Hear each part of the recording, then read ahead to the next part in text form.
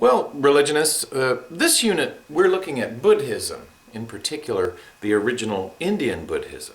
And when we see a statement like this by the Buddha, whoever sees co-originating interdependence, sees the Dharma, this sentence simply means that reality, the Dharma, also meaning truth, duty, ethics, so many things, that this reality we live in is built upon co-originating interrelationship, and that's the heart of the Buddha's whole religion. So like with so many of our religions, the people in the religions don't call them what European types do, and this is the same for Buddhism. The Buddha referred to his doctrine as reality and discipline, the discipline for the monks. He didn't really foresee a large mass global religion out of all this. And so Dharma and discipline, or doctrine and discipline, we can call Buddhism that, or the Buddha's own preferred term was the middle way. And so in no wise is Buddhism centered, at least historically, around the figure of Gautama Siddhartha Shakya Muni, as they call him, the sage of the Shakya clan. Nevertheless, it's instructive to crack into this word Buddhism, and what does it mean? The Sanskrit root Bud means to be aware or to be awake. And so when the Buddha was asked, is he a saint, is he a god? He replied, I am awake. And waking up, it's hard to do. But this is really the central focus of all that we call Buddhism. So like Jesus, or many of our historical religious figures, we only know about the Buddha from his followers, and scholars reckon maybe there were a century or so between his death and the oral traditions that sprang up from disciples memorizing allegedly everything he said. And so the sutras, or basket of discourses, the Buddha's teachings, emerges, of course, first, and then the discipline for monks, and finally, in the end, the higher doctrine, the Abhidharma, or we can call that advanced critical reasoning or theology, although Buddhism, like so many of our Asian religions, has no God. So largely what we know about the Buddha is legendary. Most likely he was not the ruler of a fabulous kingdom, living in a gorgeous castle, but more likely his father, the chief, had the nicest mud hut in the village. Legend has it he was born a prince then, a Kshatriya warrior caste type person, that he had many countless beautiful dancing girls, and through his fabulous skill at archery, he won, believe it or not, the most beautiful woman in the world. Upon seeing the four passing sights, as they say, the old man, the dead man, the sick man, and the monk, the Buddha was awakened from his slumber and his fabulous life in the palace with power, I guess, of some sort. And so he resolves to leave his wife and child and then enter life as an ascetic, a wandering monk, studying with many historical teachers from the Upanishadic era. With a hint of later conflict with Confucianism, we can see the Buddha, though he did declare this was the hardest moment of his life when he left his wife and child, nevertheless, he's famous for, among other things, his statement that the family is the source of 1,000 sorrows. And so his son's name was fetter or noose, as if a ball and chain. And of course that doesn't sit well with either people in Abrahamic traditions, Hindus, or of course its later confrontation with the Confucian tradition in China.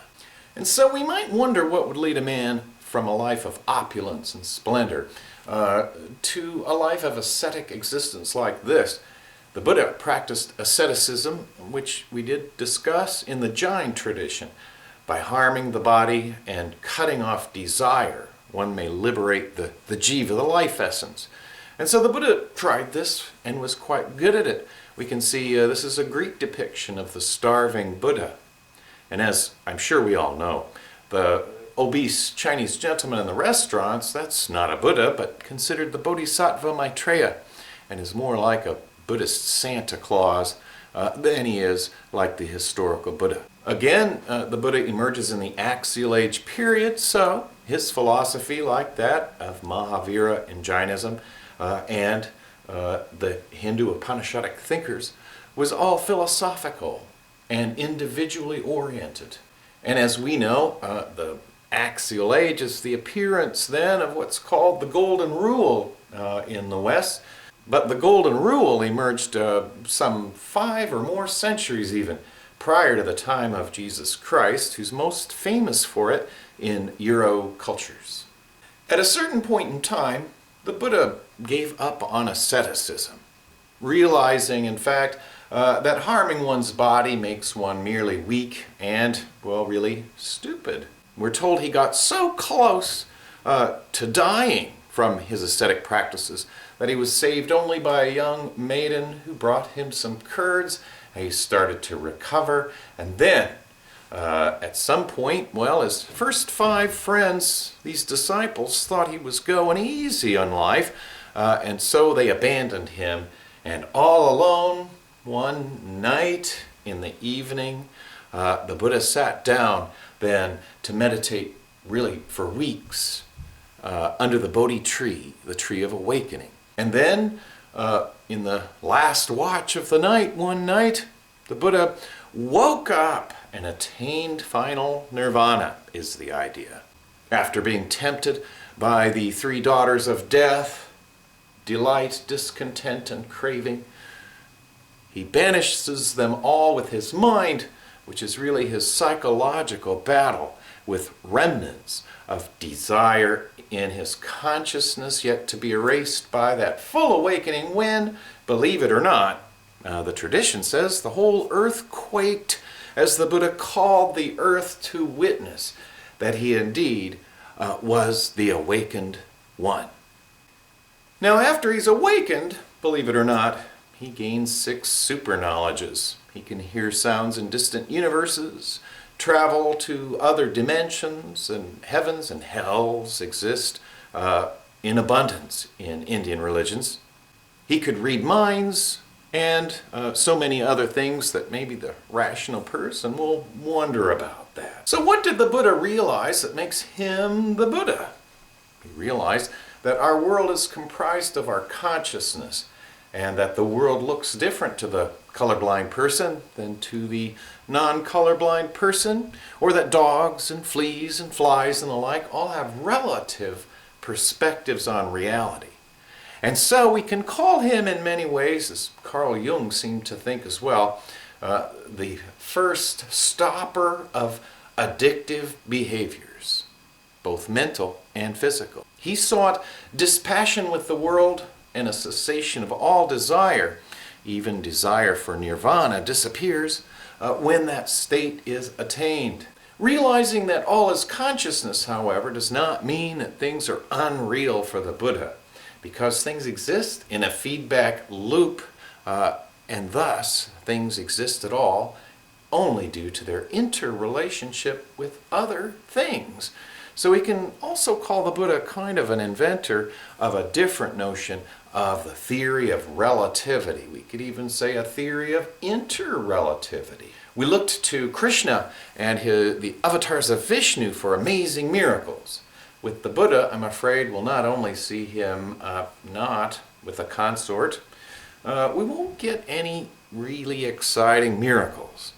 Now here's a famous story of Kisa Gotami, whose child had died and she thought Buddha could bring him back to life. The Buddha told her, "Go and collect a mustard seed from any house in the village where no one has experienced such grief as you are feeling now, and you will have your answer." She returned to the Buddha and said, "I could find no such house, Siddhartha. Therefore, I'm going to join your lively band of monks and nuns and similarly seek detachment from sorrow and even joy." And so we can say the Buddha doesn't bring her child back to life, an easy job for Shiva.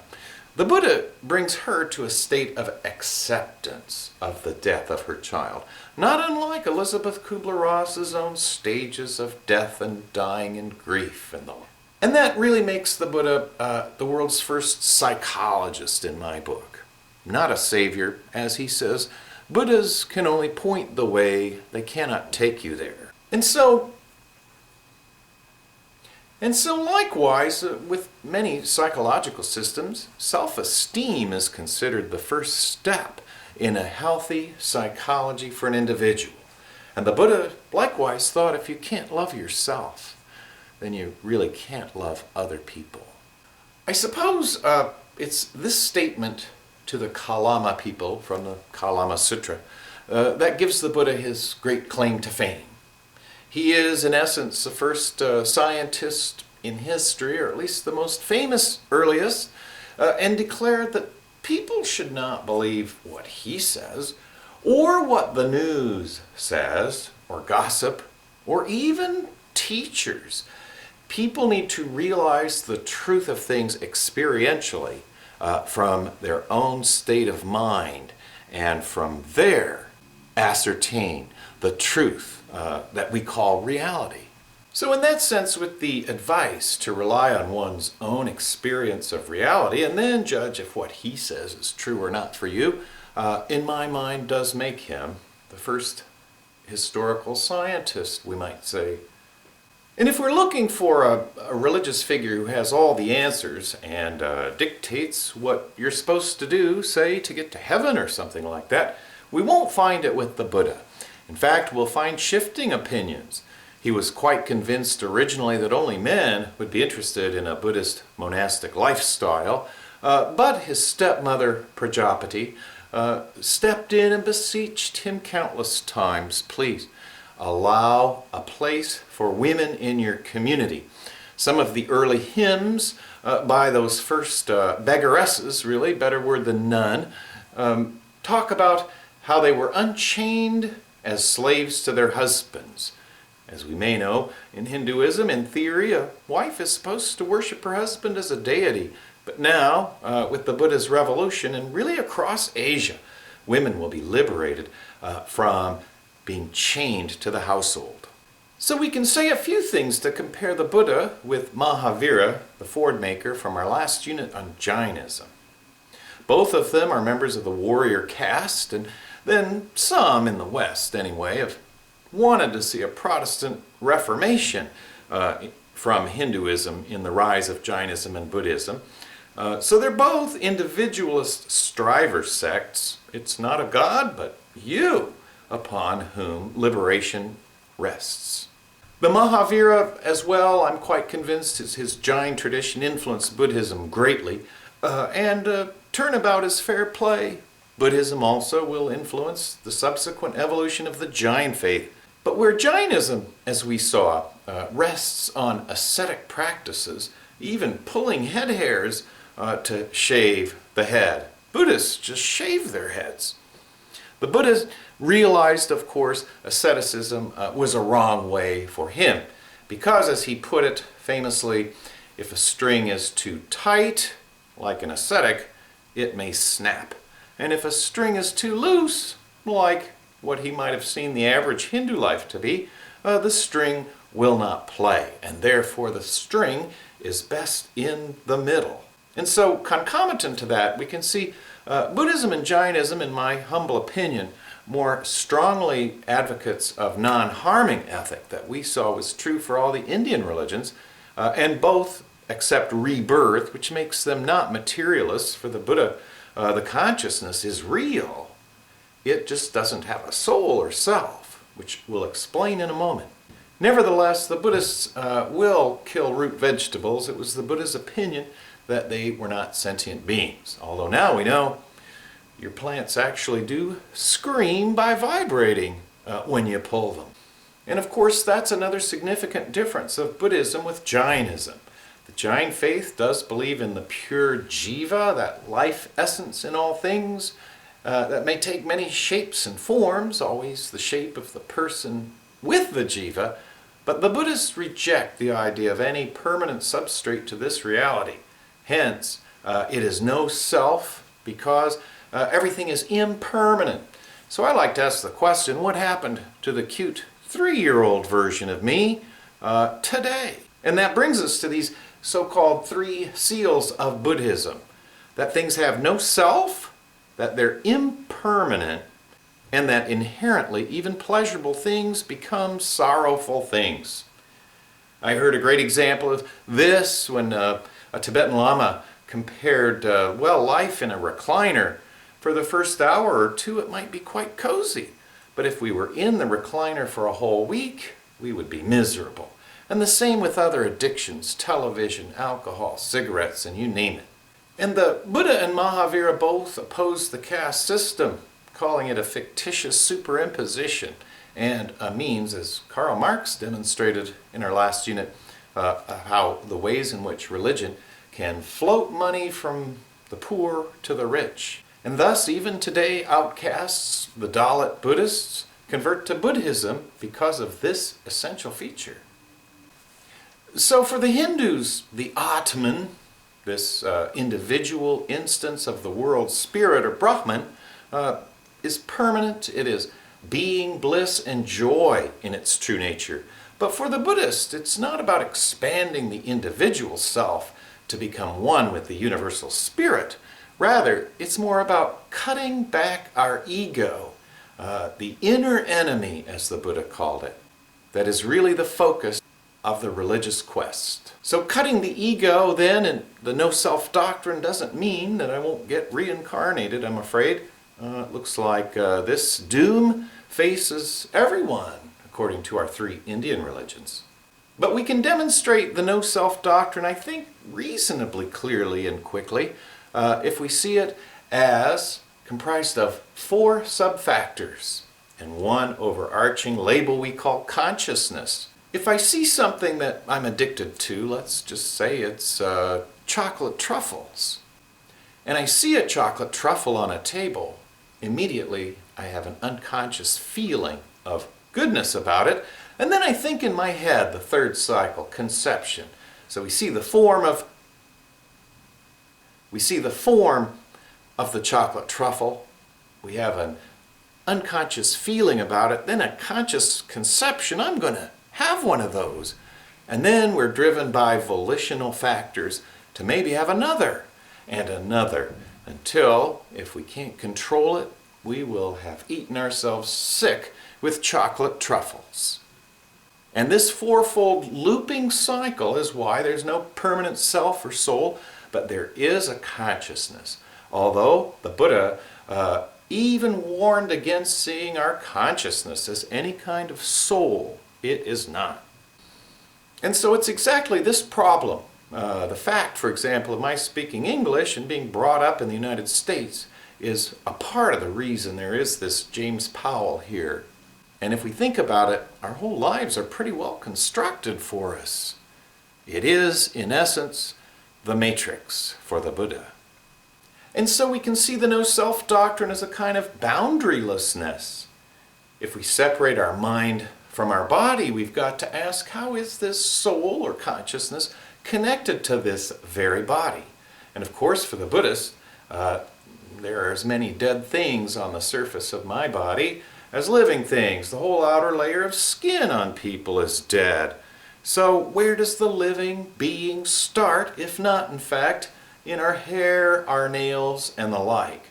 So these very bodies are about as close to a soul as a Buddhist gets. And of course, all of this insight plays out ethically. The Buddha developed the Eightfold Path. Actually, it's called the Aryan Eightfold Path, and it's comprised of wisdom, meditation or concentration, and then morality. So without these three things, parts of practice, Buddhism cannot fly, as they say. A bird needs two wings, theory and practice. So along with the Eightfold Path is, in fact, these Four Noble Truths. The first truth is considered evident for Buddhists, that the world is unsatisfactory. We can't call it suffering. This is a common translation, and goes back to the days when Arthur Schopenhauer created a pessimistic picture for Europeans of Buddhism.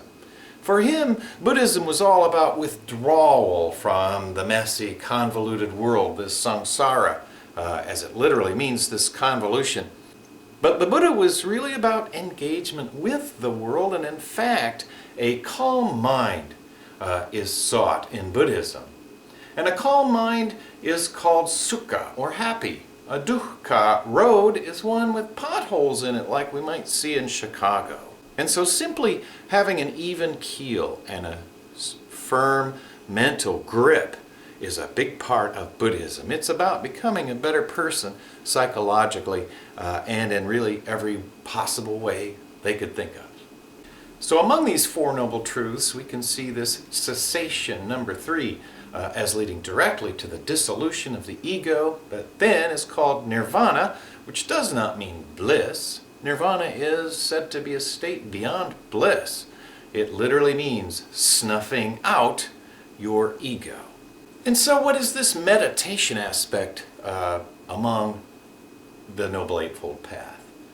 For the Buddhist, meditation is all about cognitive restructuring, really thinking differently and becoming very mindful of one's habit patterns of thought and action, and eradicating all the unwholesome, unhealthy ones.